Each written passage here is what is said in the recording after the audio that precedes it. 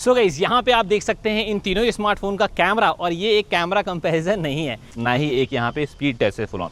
दोनों को club in कर दिया है ताकि आपको बेस्ट आउटपुट देखने को मिल पाए कि आखिरकार इन तीनों में से कौन सा कैमरा ज़्यादा बेटर यहाँ पे परफॉर्म कर रहा है, साथ ही ये परफॉर्मेंस किसकी सबसे ज़्यादा बेटर है। तो देखो भाई यहाँ पे बैक वाले कैमरे से आप तीनों में ही 4K की वीडियो देख आप सकते हो। बस यहाँ पे मोटो का फ़ोन है जो यहाँ पे 4K 30 FPS दे रहा है, बाकी दोनों फ़ोन यहाँ पे 4K 60 FPS दे रहे हैं। साथ ही में स्टेबलाइजेशन के लिए भाई कैमरामैन से बोलेंगे थोड़ा सा भाई आजा भाई आजा रुक जा। तो यहाँ पे कुछ ऐसा देखने को मिलता है। अभी यहाँ पे हम इस तरफ अगर आ जाएँ तो देख आप सकते हैं, थोड़ा सा यहाँ पे रोशनी वगैरह चेहरे पे पड़ती है तो कुछ कैसा यहाँ पे रखता है। आप बताइएगा कि ये वीडियो आपको यहाँ पे कैसी समझ में आ रही है। लेकिन भाई कुछ और भी चीज़ें हैं इन फ़ोन्स के बारे में, तो पहले उसको हम लोग डिस्कस कर लें। चलो तो भाई सबसे पहले तो आप लोग देख लो कि यहाँ पे अगर प्राइसिंग की बात कर लें तो ये तीनों ही स्मार्टफोन ऑलमोस्ट सिमिलर प्राइसिंग पे आते हैं। जहाँ पे OnePlus Nord CE5 जो नया आया है ना, वो अभी इस समय आपको देखने को मिल रहा है सिर्फ 23,000 रुपये में डिस्काउंट ऑफर के बाद में, और ऐसे ही कुछ 23,500 में iQOO Neo 10R अभी सेल में था। इसी के साथ में आपको Moto H60 Fusion भी आपको 21-22,000 की प्राइस में देखने को मिल जाता है। लेकिन अगर हम बात कर ले बिल्ड एंड डिज़ाइन की तो यहाँ पे आपको तीनों में ही भाई देखो, तीनों में नहीं, दो में आपको बैक में प्लास्टिक देखने को मिलता है, मोटो में आपको यहाँ पे देखने को मिलता है लेदर। साथ ही साथ में अगर डिस्प्ले की बात करें तो यहाँ पे सबसे कमजोर डिस्प्ले मुझे OnePlus Nord CE5 की देखने को मिली है।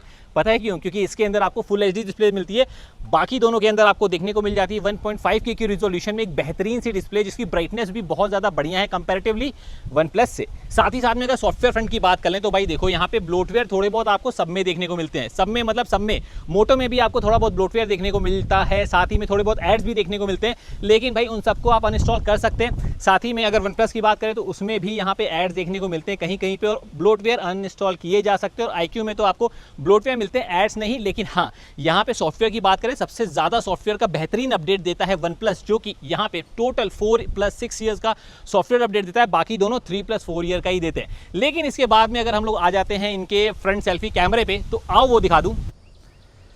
तो गाइस ये है फ्रंट सेल्फी कैमरा इन तीनों स्मार्टफोन का। लेकिन एक चीज़ की प्रॉब्लम ये है कि iQOO के अंदर थोड़ा सा जूम्ड इन आता है, अपने आप ही जूम्ड इन आता है, पता नहीं क्यों भाई यहाँ पे। लेकिन 4K 30 FPS में आता है। 1080p में करेंगे ना, 1080p 60 वगैरह में जाएंगे तो आपको वाइड एंगल मिलेगा। दिखाऊँ आपको? हालांकि एक चीज़ और मैं यहाँ पे आपको बता दूँ कि OnePlus के अंदर आपको ऑलरेडी 1080p 60 FPS मिल रहा है, मोटो में 4K 30 FPS मिल रहा है। थोड़ा सा यहाँ पे वॉक करके भी आपको दिखा दे रहा हूँ। स्टेबलाइजेशन अभी आप चेकआउट कर लो, इसी के बाद में मैं आपको दिखाता हूँ 1080p जो यहाँ पे iQOO देता है।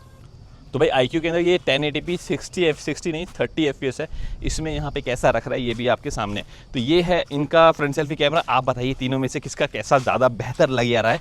और अगेन यहाँ पे सारी डिटेल के लिए ना मुझे दोबारा से रिकॉर्ड करना ये पड़ रहा है, तो लाइक तो बनता ही ना, दे दीजिएगा ज़रूर। चलो साथ ही में अगर मैं यहाँ पे परफॉर्मेंस की बात कर लूँ तो भाई देखो यहाँ पे OnePlus में आता है Dimensity 8350 वाला प्रोसेसर, जो कि Realme P3 Ultra में भी देखने को मिलता है। वहीं पे iQOO के अंदर आपको देखने को मिल जाता है भाई बहुत ही दमदार स्नैपड्रैगन वाला प्रोसेसर, और वहीं पे मोटो के अंदर आपको Dimensity 7300 वाला ही प्रोसेसर देखने को मिलता है। तीनों में ही सबसे ज़्यादा दमदार परफॉर्मेंस देखो किसकी आएगी, इसके लिए मैंने किया है एक स्पीड टेस्ट। सबसे पहले तो मैं बात कर दूँ ऐप ओपनिंग स्पीड टेस्ट में, तो यहाँ पे मोटो थोड़ा सा पीछे की तरफ जाता है, लेकिन OnePlus और iQOO में iQOO ही बाजी मारता हुआ नजर आता है। लेकिन एक चीज़ और है, यहाँ पे मैंने गेमिंग एप्लीकेशन में देखा है कि OnePlus थोड़ा सा पीछे रहता है, खासकर BGMI एक बार नहीं 2 बार ओपन करने की कोशिश करी है, और दोनों ही बार OnePlus सबसे पीछे था।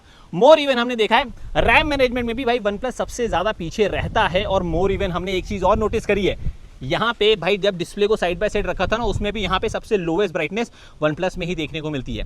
यही नहीं, यहाँ पे हमने अगर BGMI की परफॉर्मेंस की बात कर लें, iQOO के अंदर 120 FPS आपको डिफॉल्ट मिलता है। OnePlus में एक गेम प्ले का एक ऑप्शन आता है परफॉर्मेंस बूस्ट, उसके बाद इसके अंदर आपको मिल जाता है पूरा का पूरा 120 FPS, लेकिन डिफॉल्ट में 90 FPS। लेकिन गेमिंग में सबसे कमजोर है यहाँ पे मोटो ही यार रहता है। और ओवरऑल भी मैं बताऊँ परफॉर्मेंस में सबसे लोएस्ट आपको मोटो ही देखने को मिलेगा। कैमरा की बात किया जाए तो देखो भाई यहाँ पे इनके अंदर ना कुछ फ्रंट सेल्फी कैमरा से ही यहाँ पे पोर्ट्रेट का वीडियो ऑप्शन मिलता है, वो अगर आपको दिखा दूं तो गाइस यहाँ पे आप देख सकते हैं ये है फ्रंट सेल्फी से ही पोर्ट्रेट वाली वीडियो। यहाँ पे 2 फोरों में मिलती है, OnePlus में भी और iQOO में भी। लेकिन यहाँ पे जो मोटो है ना उसमें ब्यूटिफिकेशन मोड मिलता है थोड़ा सा वाइडर में ही। हालांकि ये सबके सब 1080p 30 FPS में ही देखने को मिलता है। और हाँ, इसमें भाई कैमरा से वीडियो वगैरह रिकॉर्ड करते वक्त OnePlus की ब्राइटनेस बहुत ज़्यादा है, और कंपेरेटिवली मोटो से भी ज़्यादा ही है, और iQOO के बराबर में आती है। तो ये कुछ ऐसी वीडियो आपको देखने को मिल रही है जो मैं आपको दिखा रहा हूँ। यहाँ पे थोड़ा सा वॉक करके भी मैं आपको अगर दिखा दूँ तो कुछ ऐसा सीन देखने को मिल जा रहा है कि भाई हाँ कुछ ऐसा देखने को मिलता है।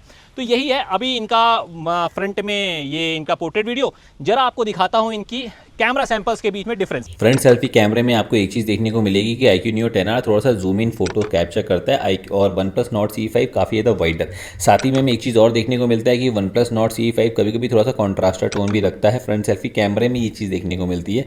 एंड इवन आप देखेंगे तो यहाँ पे कई बार iQOO Neo 10R HDR को मिस आउट करता है नॉर्मल फोटोज़ में, पोर्ट्रेट में तो ठीक ठाक रखता है, जहाँ पे बैकग्राउंड का ब्लर भी ठीक मुझे लग रहा है। लेकिन यहाँ पे इंडोर की फोटोज़ में भी आप देखिए तीनों में से सबसे ज़्यादा वाइब्रेंट OnePlus Nord CE5 लग रहा है, बिकॉज थोड़ा सा रेडिश स्किन टोन है।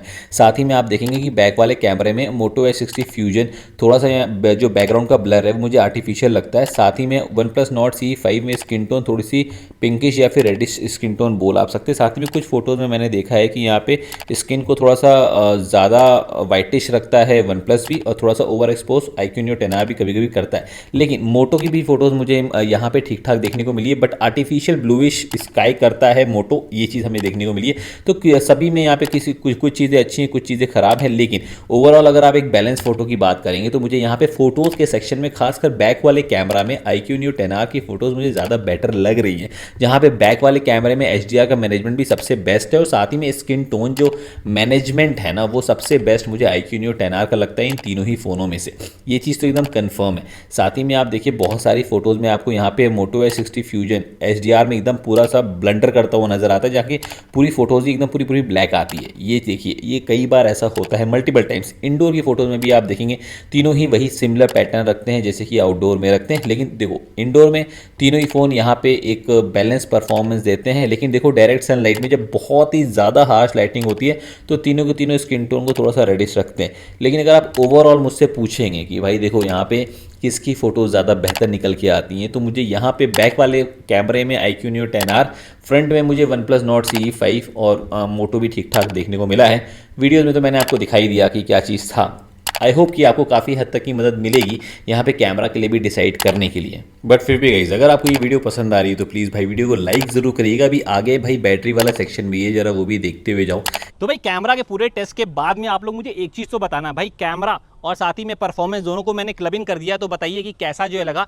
साथ ही में अगर मैं यहाँ पे बैटरी की बात कर लूँ तो देखो भाई यहाँ पे जनरली आपको सबसे ज़्यादा बैटरी देखने को मिलेगी iQOO Neo 10R में, उसके बाद सेकंड नंबर पे आएगा OnePlus और तीसरे नंबर पे आएगा मोटो। हालांकि मोटो की भी OnePlus से बराबर की टक्कर आती है, कभी मैंने देखा है कि OnePlus ज़्यादा बैटरी देता है, कभी मैंने देखा है कि मोटो, तो इसमें थोड़ा सा कन्फ्यूजन रहेगी। लेकिन आप फिर भी मान के चलिए दोनों ऑलमोस्ट सिमिलर ही बैटरी देंगे। सबसे ज़्यादा बेहतरीन बैटरी iQOO में ही देखने को मिलती है। और इन सब के बाद में अब आपसे अगर मैं एक जिस्ट की बात कर लूँ कि कौन सा फ़ोन लेना चाहिए, तो यहाँ पर मैं परफॉर्मेंस कैमरा सब कुछ देखने के बाद में ना मेरा दिल एक ही चीज़ बोल दे आ रहा है, यहाँ पे लेना चाहिए आपको iQOO Neo 10R। अच्छा काफ़ी सारे लोग OnePlus Nord 5 की जब मैंने वीडियो भाई बनाई थी उन्होंने बोला OnePlus से पैसा लिया। भाई यहाँ पे तो मैंने OnePlus से पैसा नहीं लिया, तो इसीलिए लाइक तो करना ही। साथ ही में iQOO से भी पैसा नहीं मैंने लिया है। यहाँ पे जो जेन्युइन रिजल्ट आया है मैंने वही आपको बताया।